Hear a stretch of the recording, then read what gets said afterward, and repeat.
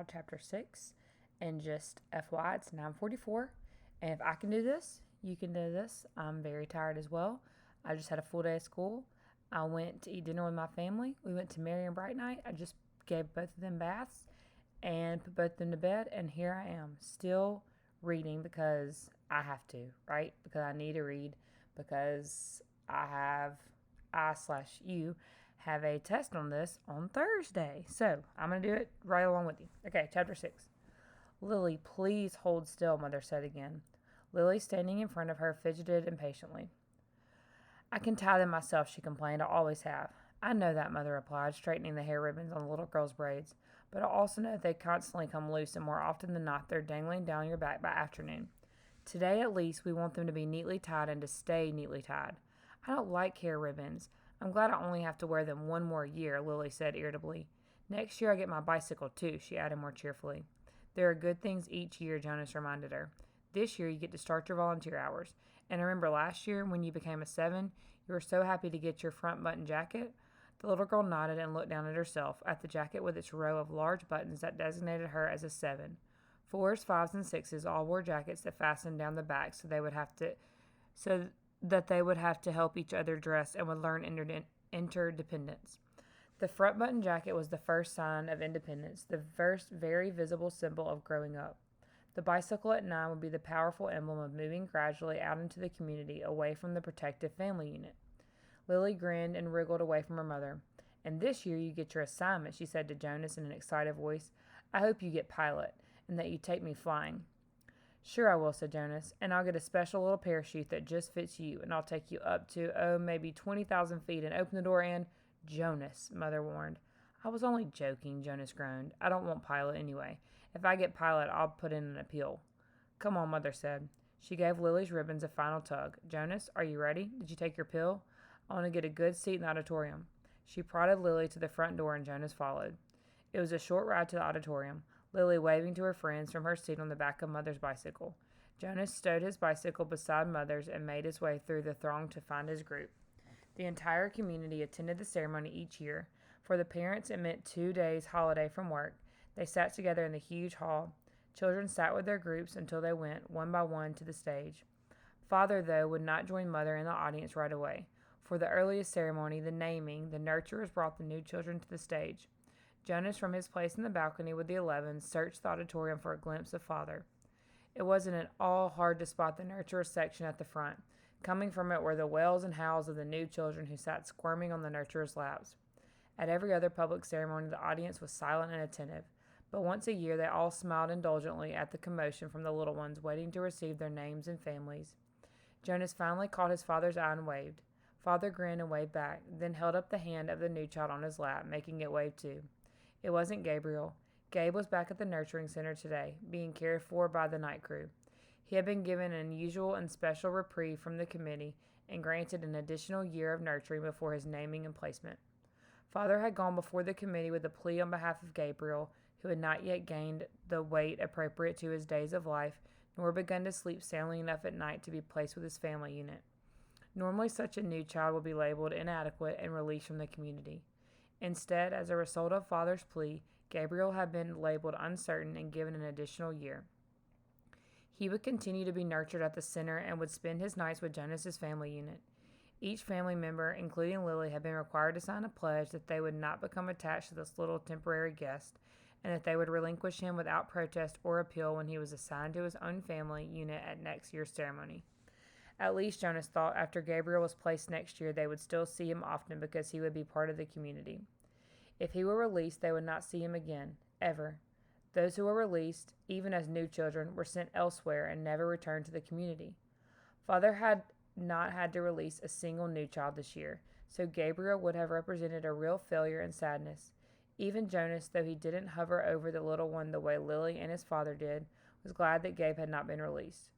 The first ceremony began right on time, and Jonas watched as one after another each new child was given a name and handed by the nurturers to its family unit. For some it was a first child, but many came to the stage accompanied by another child beaming with pride to receive a little brother or sister, the way Jonas had when he was about to be a 5. Asher poked Jonas's arm. Remember when we got Philippa? Sorry, y'all, I don't know how to pronounce that. he asked in a loud whisper. Jonas nodded. It had only been last year. Asher's parents had waited quite a long time before applying for a second child. Maybe Jonas suspected that they had been so exhausted by Asher's lively foolishness that they needed a little time. Two of their group, Fiona and another female named okay, I don't know how to pronounce these people's names. I'm going to call this person Thea, were missing temporarily, waiting with their parents to receive new children. But it's rare that there was such an age gap between children in a family unit. When her family ceremony was completed, Fiona took the seat that had been saved for her in the row ahead of Asher and Jonas. She turned and whispered to them, "He's cute, but I don't like his name very much." She made a face and giggled. Fiona's new brother had been named Bruno. It wasn't a great name, Jonas thought, like Gabriel, for example, but it was okay. The audience applause, which was enthusiastic at each naming, rose in an exuberant swell when one parental pair, glowing with pride, took a male new child and heard him named Caleb. This new Caleb was a replacement child. The couple had lost their first Caleb, a cheerful little 4. Loss of a child was very, very rare. The community was extraordinarily safe, each citizen watchful and protective of all children, but somehow the first little Caleb had wandered away unnoticed and had fallen into the river. The entire community had performed the ceremony of loss together, murmuring the name Caleb throughout the entire day, less and less frequently, softer in volume as the long and somber day went on, so that the little 4 seemed to fade away gradually from everyone's consciousness. Now at this special naming, the community performed the brief murmur of replacement ceremony, repeating the name for the first time since the loss, softly and slowly at first, then faster and with greater volume as the couple stood on the stage with the new child sleeping in her mother's arms. It was as if the first Caleb were returning. Another new child was given the name Roberto, and Jonas remembered that Roberto, the old, had been released only last week. But there was no murmur of replacement ceremony for the new little Roberto. Release was not the same as loss. He sat politely through the ceremonies of 2 and 3 and 4, increasingly bored as he was each year. Then a break for midday meal, served outdoors, and back again to the seats for the 5s, 6s, 7s, and finally, last of the first day ceremonies, the 8s. Jonas watched and cheered as Lily marched proudly to the stage, became an 8, and received the identifying jacket that she would wear this year. This one with smaller buttons and for the first time pockets, indicating that she was mature enough now to keep track of her own small belongings. She stood solemnly listening to the speech of firm instructions on the responsibilities of 8 and doing volunteer hours for the first time.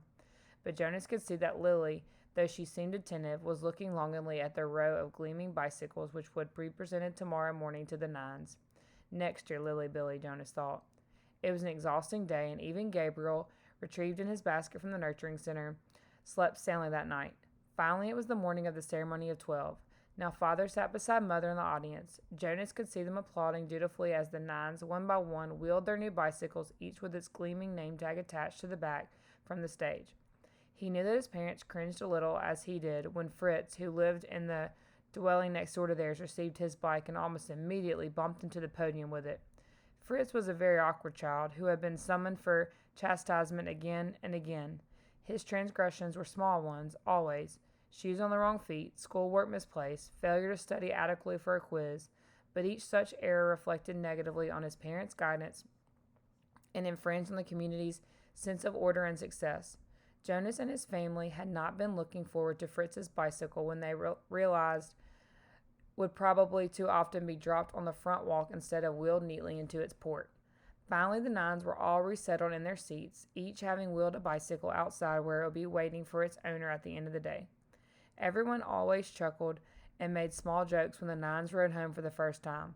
"Want me to show you how to ride?" older friends would call. "I know you've never been on a bike before."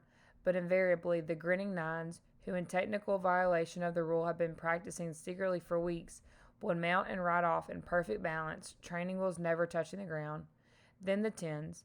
Jonas never found the ceremony of 10 particularly interesting, only time-consuming.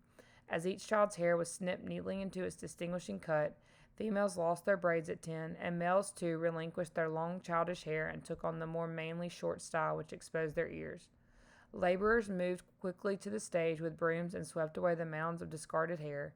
Jonas could see the parents of the new 10s stir and murmur, and he knew that this evening in many dwellings they would be snipping and straightening the hastily done haircuts, trimming them into a neater line. 11s. It seemed a short time ago that Jonas had undergone the ceremony of 11, but he remembered that it was not one of the more interesting ones. By 11, one was only waiting to be a 12. It was simply a marking of time with no meaningful changes.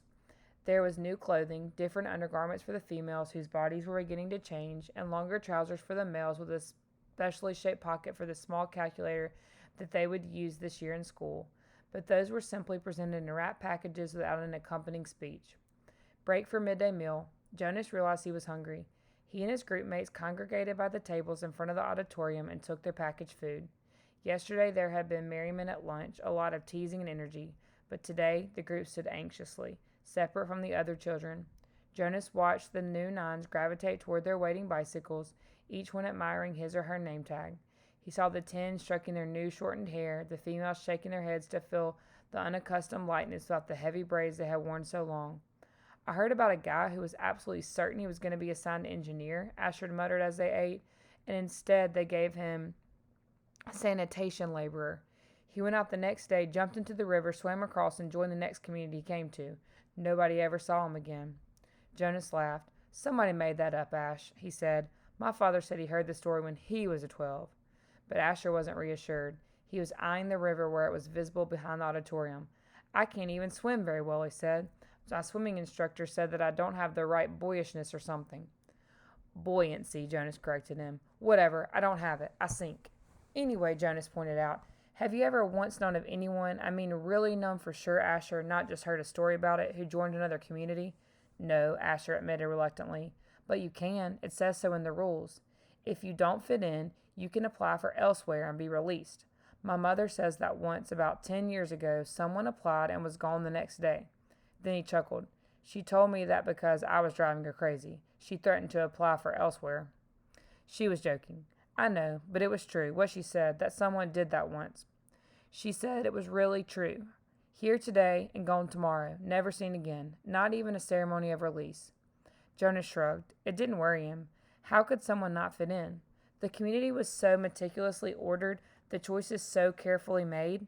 Even the matching of spouses was given such weighty consideration that sometimes an adult who applied to receive a spouse waited months or even years before a match was approved and announced.